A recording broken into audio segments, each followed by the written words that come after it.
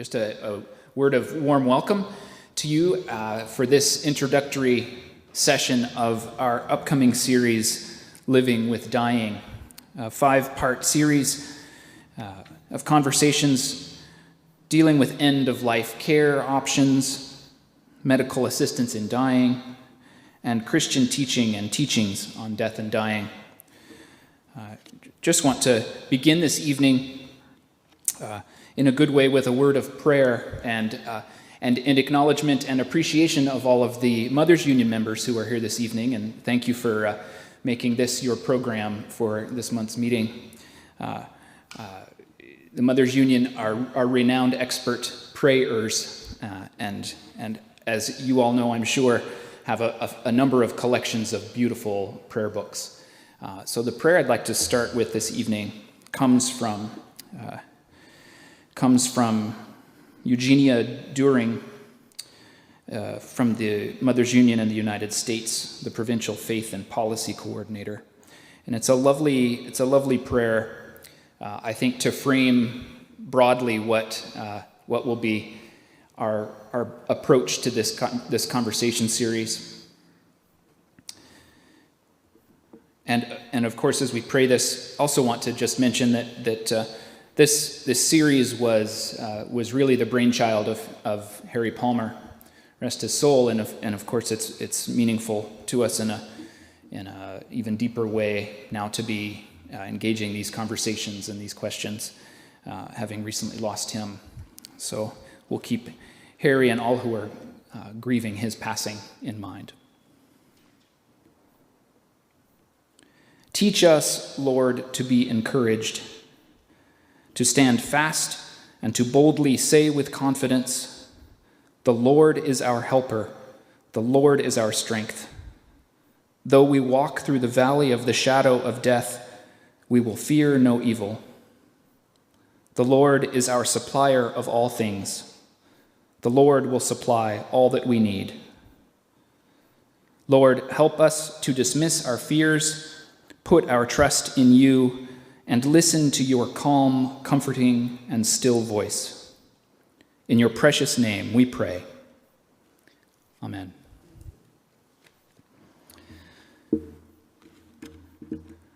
So a word of welcome and introduction to this series, and also wanted to extend a welcome to any who might be tuning in on the live stream version of this conversation this evening. We're pleased to be offering a series of 5 conversations, and we're going to try to keep to a consistent pattern or format for the conversations, which will begin with this evening, and that is that at the beginning of each of the sessions there will be a brief time of presentation from one or two guests, and that will last about a half hour, probably 30 to 45 minutes, typically of an evening, and then we'll leave time for questions and answers at the end. And we will be live streaming the first portions of that. That is to say, we'll be live streaming the presentations. But when it comes to the Q&A, we will be turning off the cameras so that folks can feel comfortable, if they weren't, can feel comfortable asking questions. And the dean will mention this again later, but we do have options. If you have any questions that don't get addressed this evening, or that you're really keen to have explored or addressed in the series, we've got a little page where you can jot those down, and we'll collect those up tonight so that we try to address all of the concerns that you might be having. So following this introductory session this Wednesday, a week from now on Wednesday, May 22nd, we will be discussing palliative care, broadly speaking, the palliative care options that we have here in the city and in the province.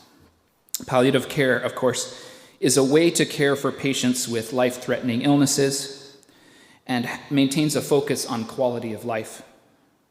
And that quality of life includes physical, social, emotional, and spiritual needs of patients as well as their families. And so we're looking forward to welcoming 2 guest speakers next week. One GP, one doc, Ryan Brennan. Some of you may know him, as well as an extramural occupational therapist who is part of the provincial committee on palliative care, Naomi Mitchell. So the 2 of them will be visiting us next week and presenting on palliative care. The following Wednesday, May 29th, we are delighted and grateful to be able to talk about hospice care and Hospice Fredericton specifically. And Cindy Shepard, the CEO of Hospice Fredericton, will be joining us on that evening. That is, again, the 29th of May. Hospice Fredericton provides excellence in end-of-life care and bereavement support to palliative patients and their families. And I know that a number among us, even here this evening, have personal and family experience with hospice. So come along on the 29th to meet Cindy Shepard and to hear her presentation, which will include a description of the work at Hospice House, which is our city's 10-bed residential hospice facility.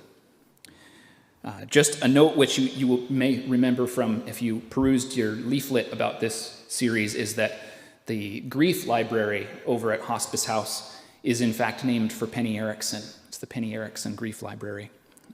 So there are many particularly wonderful and deep connections between hospice and the cathedral. On the first Wednesday of June then, June 5th, we will be talking about MAID, Medical Assistance in Dying. And that will likely be the session that tackles some of the questions and concerns and issues that were really some of the originating and driving force in developing this series. But we wanted to place that session on MAID in the context of larger concerns and questions dealing with end-of-life care and considerations. In June 2016, the Parliament of Canada passed federal legislation that allows eligible adults in Canada to request medical assistance in dying. Come along on the 5th of June to hear from Talia Prophet, who's a lawyer who does work in this field, who will be helping us make sense of the current legal dimensions and interpretations of the medical assistance in dying legislation, which of course has been in and out of the news over the last several months for questions about its extension and whether that's a good thing to do. So June 5th, the session on MAID. And our concluding session on the 12th of June will be facilitated by Bishop David, by Archbishop David Edwards, and that will consider the important Christian teachings and Christian teaching regarding end-of-life questions. So we've got quite a wonderful lineup of folks coming. The series is such that you are welcome to attend any number of the sessions. We won't turn you away from one if you missed the previous one. So please feel free to come as you are interested and able. But know that any of them is a standalone and a drop-in session. We would of course love for folks to come to the entire series and feel like there's going to be rich conversation in each of the sessions that will touch on things that folks are dealing with and concerned about. So that's the series upcoming. And now I would like to turn the mic over to our dean, to Jeffrey, to give you a little bit more context for this series and what we're thinking about when we're doing this. So, thank you.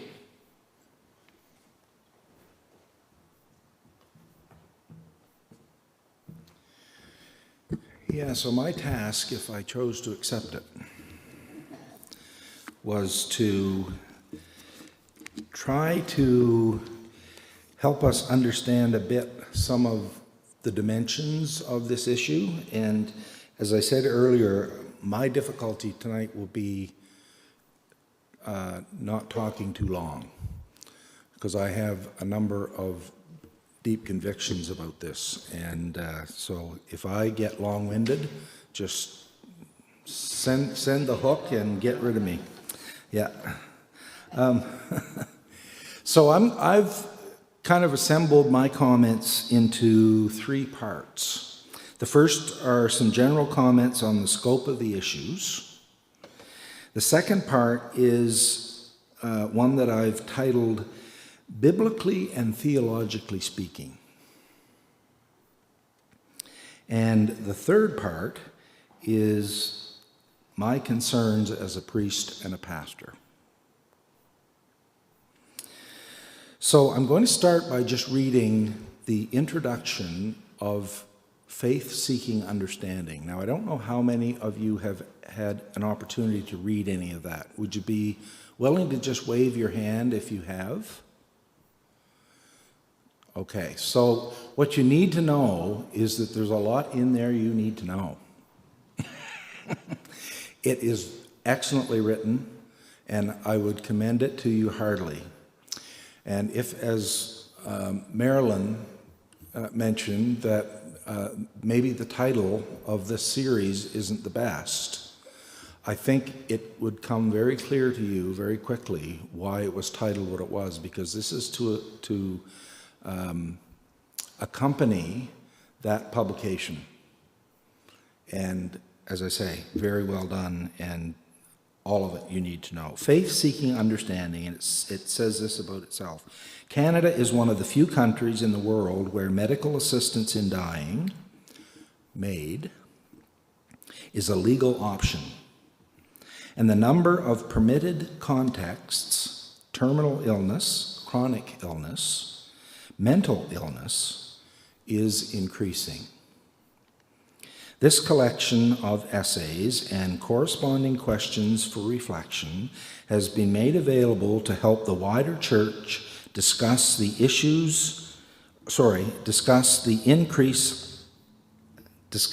increase understanding of the realities of MAID for our communities, our role as Christians, vulnerable populations, health care, social justice, God's gift of life, and our call to care for those who suffer. So when we named this Living with Dying, it was because the living was to come first. And what I'm really fearful of is that when we think about MAID, it's the dying that comes first.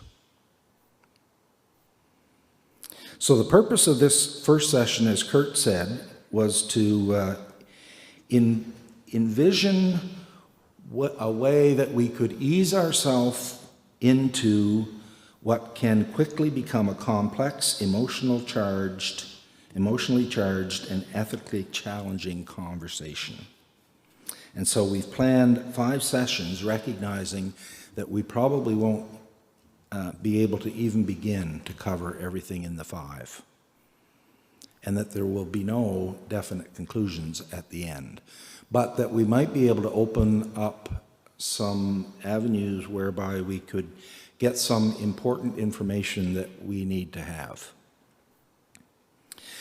What I've been somewhat amazed about in the last couple of weeks, once we announced this series taking place, is the number of people that I've spoken with who seem to view euthanasia as a black and white issue.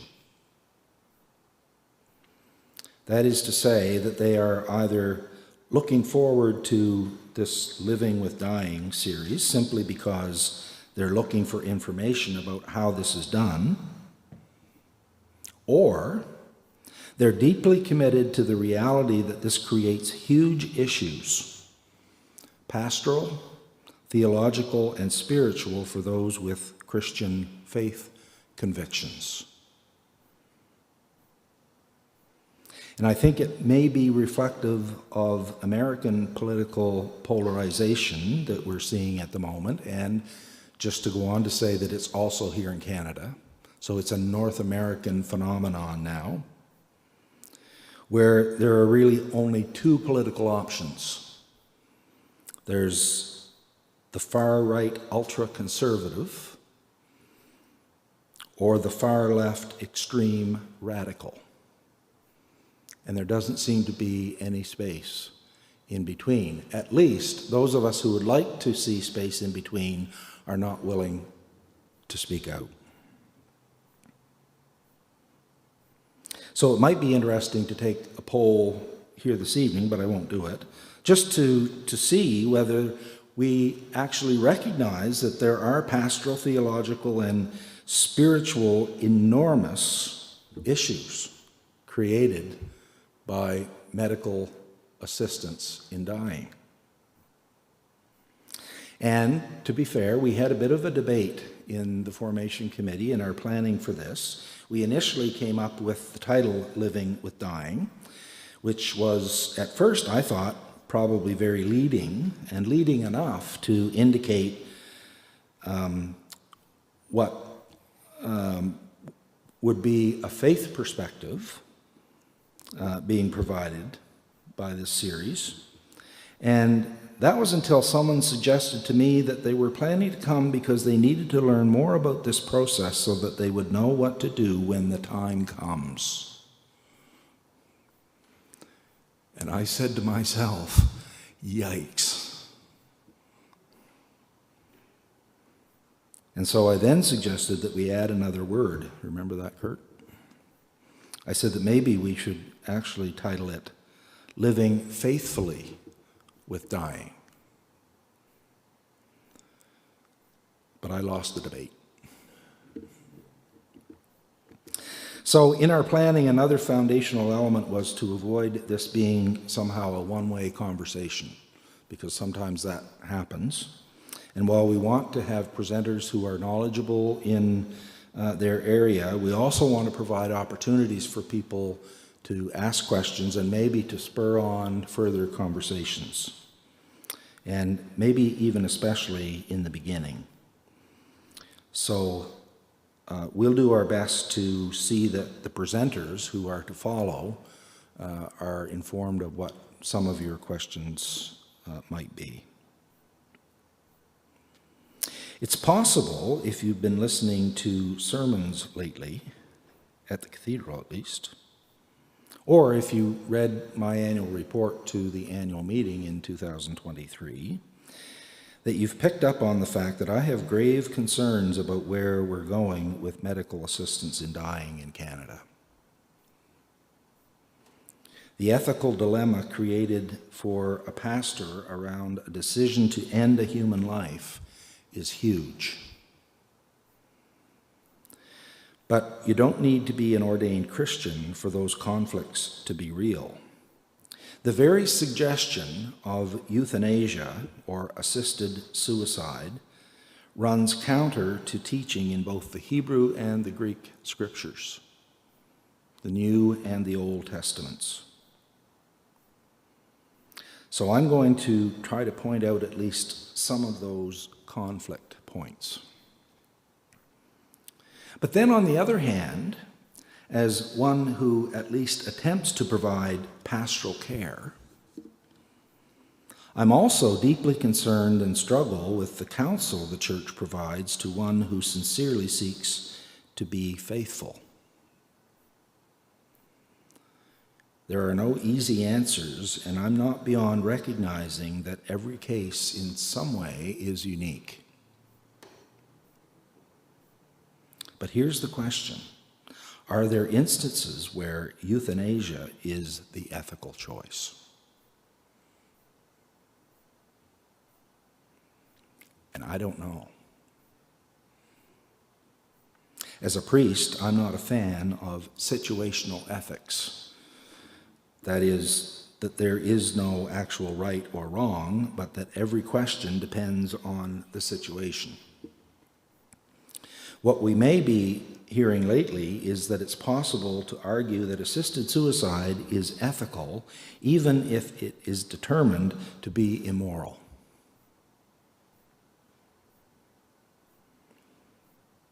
And I'm afraid that's a leap too far for me to make at the moment. I have compassion, but as a Christian, I also believe that there is objective truth. and that there is actually right and wrong. And I know we've all had family members or friends who have suffered, perhaps leading up to their own death. We have friends and relatives who are suffering now. We ourselves may be suffering. Our ability to respond with compassion and care can be stretched to their limits. We agonize over whether we are ever doing the right thing. Any opportunity to relieve intense suffering by someone we love or for ourselves is being welcomed by our culture right now. Building that into the legal framework of Canadian society, in my opinion, is dangerous. And so I want to be clear to say that I'm not certain there are not very good people who see this issue very differently than I do. It's not my intention to condemn or judge anyone for their convictions. If I make a plea, it's that we have the conversation, that we talk about this, and that we do it with as much information available as is possible. So again, I encourage you to take a look at the essays that Canadian Anglicans have written in Faith-Seeking Understanding. There are people who have written in that publication who are far more articulate than I could ever hope to be. And if reading the whole thing is an issue, there's a link in every calendar event, or at least will be, in the calendar events for these sessions with a selection of articles. So the one for this week was about 4 pages long. It would take about 10 minutes to read. And so that's a way to approach it. So, theologically and biblically speaking, I ask the question, can we choose between life and death? And the answer, I think, is of course we can, and we always have. The prophet Moses led the Hebrews out of Egyptian bondage through the desert toward the promised land. Moses received on Israel's behalf God's law for them, you remember. And it was summarized in 10 Commandments. Those laws weren't invented by Moses. They came from the mountain. They came from a place beyond. And it's worth remembering, I think, that the legal system with which we operate to this day in Canada and in much of the English-speaking Western world has its foundation in Judeo-Christian biblical law. We often don't think about it, but the 10 Commandments are at the foundation of the law we follow even to this day. And it's been practiced for centuries. Many claim that issues of death and dying are not legal ones, but more appropriately fall into the category of ethical considerations.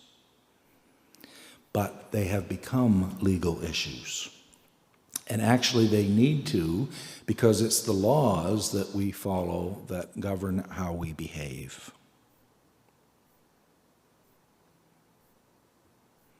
So we've been told up until now that in the interest of protecting and maybe even expanding our individual rights, that the law is changing.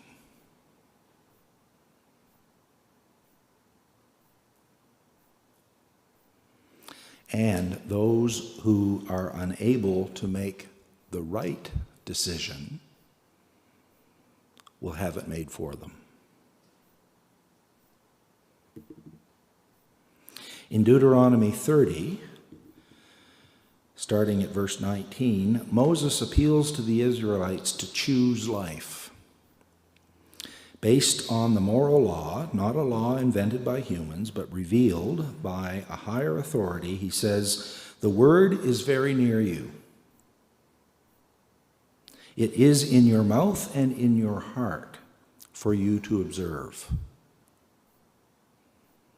I call heaven and earth to witness against you this day that I have set before you life and death. Choose life, so that you and your descendants may live loving the Lord your God. And we might be reminded that you shall do no murder is the sixth commandment.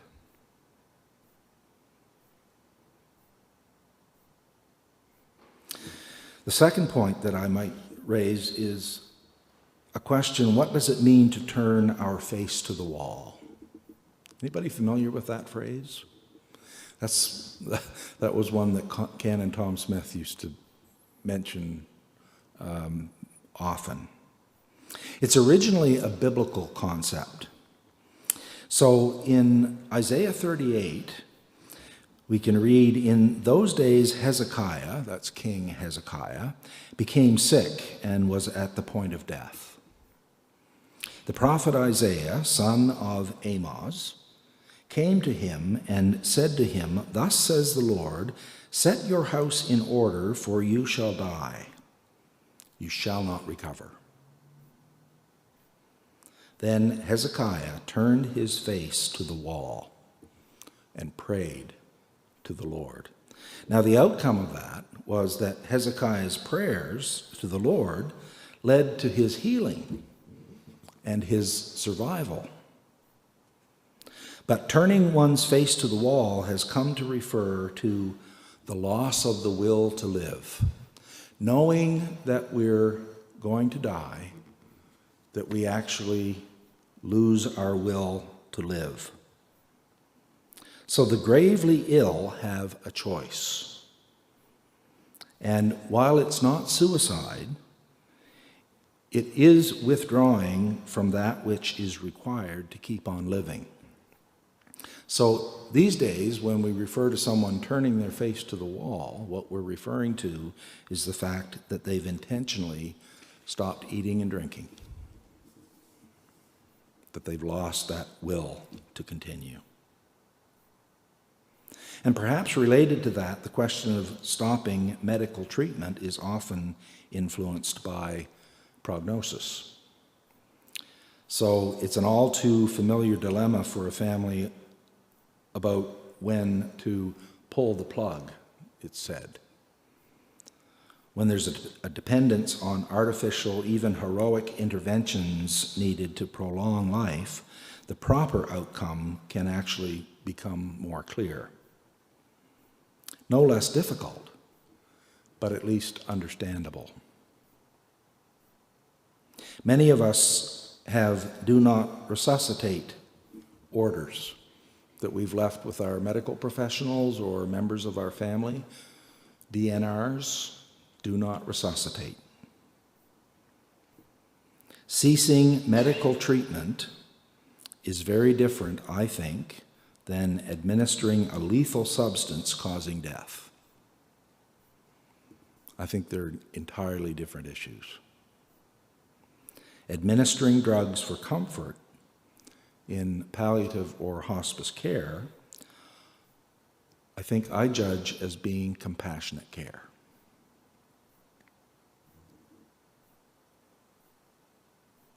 Another question that we may need to ask ourselves: is physical suffering the ultimate evil? In my experience, spiritual anguish can outweigh physical suffering. And this is where Christians often are accused of being short on compassion. Without the intention to simply state the obvious, we need to remember that Jesus suffered intensely to the point of death for us. His call to us is to take up our cross and follow him.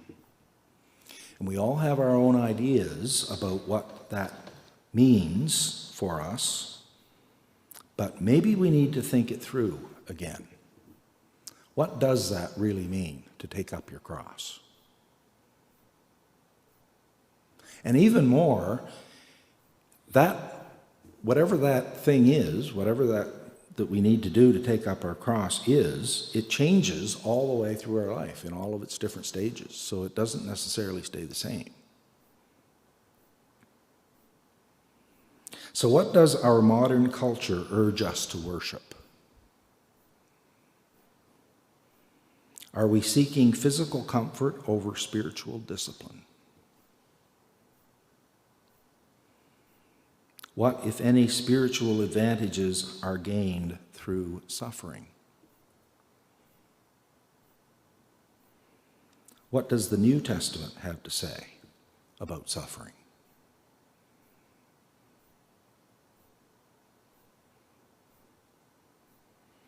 So, the third section, some of my concerns. One of them is that the issues around this whole topic have been politicized. So I understand why it's necessary for a legal component to these issues to be front and center, since it's the legislation that guides what's possible for us to do. But legislation is passed by Parliament. So ultimately, it's political. Politics is driven not by science, not by truth, not by compassion. Politics is driven by public opinion. So can we, or should we, pass decisions about when and how we die over to public opinion? We've been led to believe this is about the individual being empowered to make their own decisions. The time is coming when it won't actually be our decision, but rather what's best for the public. Is that where we want to go?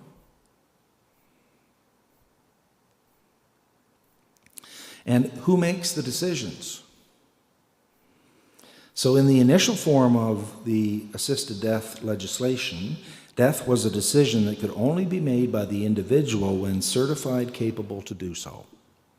And that was very clear, and that's what we heard. Very loud and clear. Do you know that there's been legislation passed multiple times since that? And who decides who's capable? But the legislation is continuing to change step by step and without much knowledge or fanfare or communication. It's rolling out and there's more to come. With each iteration, initial restrictions are being reduced. You're probably aware that this past March, changes were scheduled to be made for the mentally ill to request their own death. That was to happen in March. And that was postponed.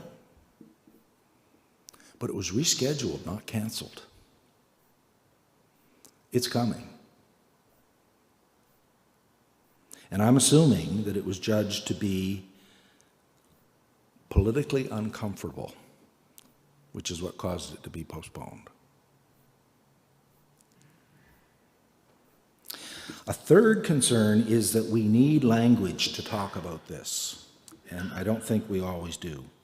A concern is that we are being given the language and that euphemisms cloud the issues. So by euphemism, I mean a word that takes the place of another because it sounds more acceptable, easier on the ear. So as an example, I would suggest that MAID, M-A-I-D, is too tidy and it's too comforting. Medical assistance in dying is not MAID. Medical assistance in dying is euthanasia. And in any other time or place, not so long ago, it would be suicide. And I'm not sure there's any nice way to say that. And it's also physician-assisted death in Canada. Doctors who have to adhere to professional ethics that have been practiced for over 2,500 years by that profession are required to administer lethal injections. Why doctors?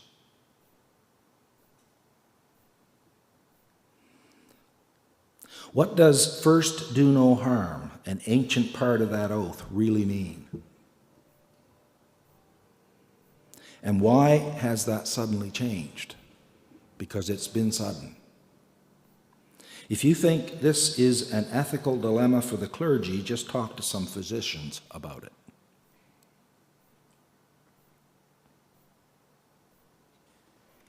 How do we determine the value of human life?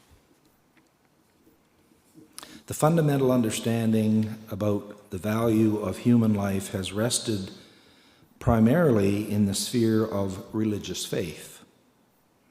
Whether an individual claims a religious faith or not, that value is maintained and nurtured within a belief structure.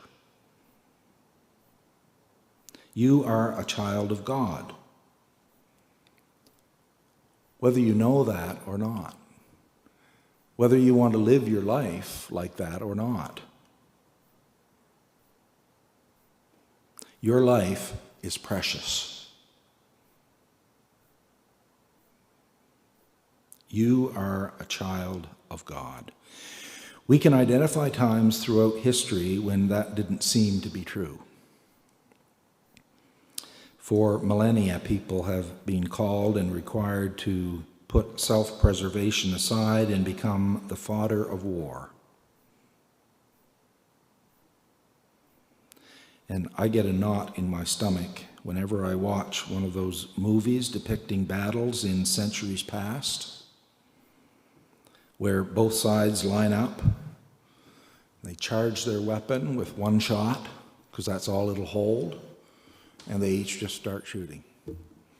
And once that first line goes down, the second line does the same thing. Human life, without much show of value at all.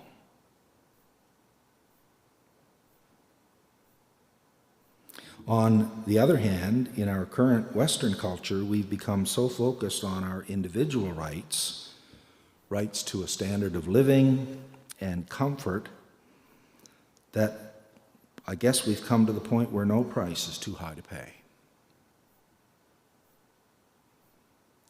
And some are paying it. And the final concern that I have is a two-worded question. Who's next?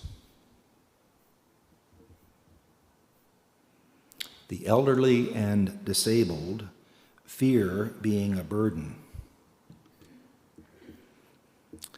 and see euthanasia as a gift to society and to those they love.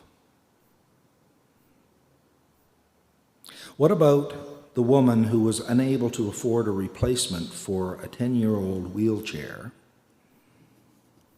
and Veterans Affairs asked if she was aware of medically assisted death?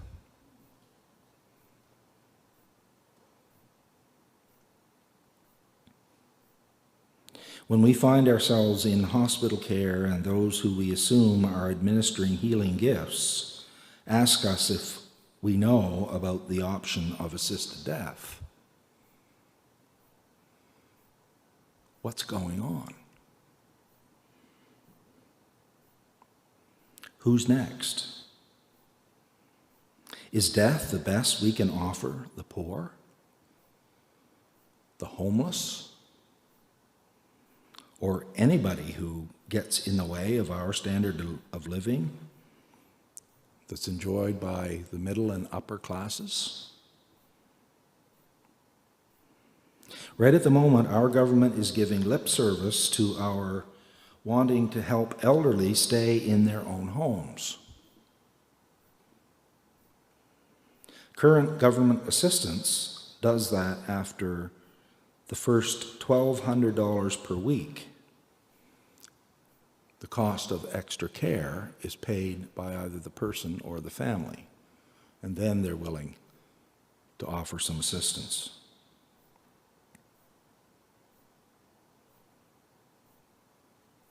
Some are coming to the conclusion that it would be far more cost-effective if they just died.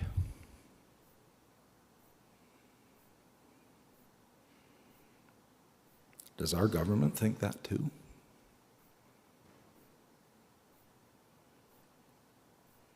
Are we holding back on investment in palliative, hospice, and elderly care, and instead opting for death as the less costly alternative?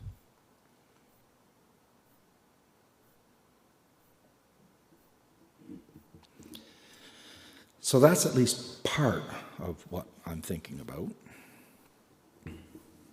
And I'm going to look very much forward to the presentations next week and the following week, because I think they'll be very enlightening.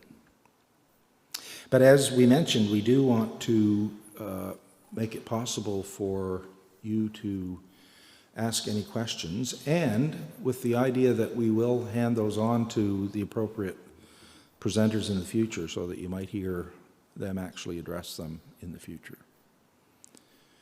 So might I suggest that we stop with the live stream and just take a few moments and maybe address those questions if anyone has them, or other comments, whatever you'd like to do. And also to suggest that everyone who speaks might speak with the microphone. So that'll make sure that everybody hears. And it'll also make it possible for us to record it in audio only so that we can reference it later if